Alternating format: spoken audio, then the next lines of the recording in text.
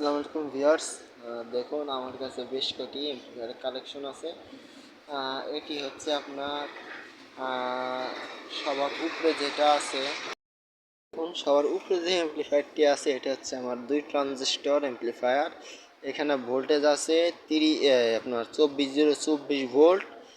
এটি 324 আইসির একটি বেস্টন, আর হচ্ছে অরিজিনাল তামার ট্রান্সফরমার। এটা হচ্ছে আপনার 6 এম্পিয়ার ট্রান্সফরমার, এটা তামা দিয়ে বাধাই করা।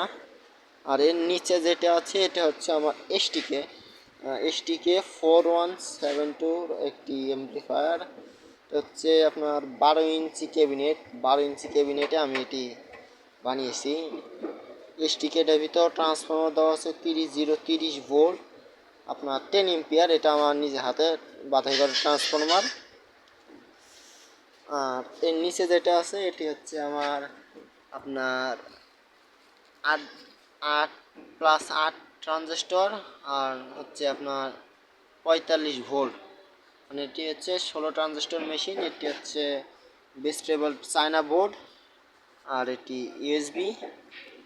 তো আমি একটা লেভেল লাইট দিয়েছি, কিন্তু মাস্টার ভলিউমটা আমি দিইনি, আমার এখানে এখন কিছু কাজ বাকি আছে। আর এতে ভোল্ট করা হচ্ছে ট্রান্সফরমার আপনার 45 ভোল্ট 12 এম্পিয়ার। তো এটা আমার নিজে হাতে বাধাই করা ট্রান্সফরমার দিয়েছি, অরিজিনাল তামার। এই 3টি মেশিনই হচ্ছে ট্রান্সফরমার হাতে বাঁধা তামার ট্রান্সফরমার। এটিতে মানে কোনো রকম সমস্যা নাই। তা আপনারা যারা সেট বানিয়ে নিতে চান, আপনারা যার থেকে বানান, তো তাদেরকে অবশ্যই বলবেন যে সেটটিতে ট্রান্সফরমার কি বাজারে লোকাল ট্রান্সফরমার না হাতে বাঁধাই করা ট্রান্সফরমার। কারণ লোকাল ট্রান্সফরমার তামার হয় না, আর বাজারে তো লোকাল ট্রান্সফরমার তামার হবেই না। আর হাতে বাঁধা ট্রান্সফরমারটা তামা দিয়ে বাঁধাই করে নিতে পারবেন, অ্যালুমিনিয়াম দিয়ে বাঁধাই করে নিতে পারবেন, আপনারা যেভাবে নিতে চান।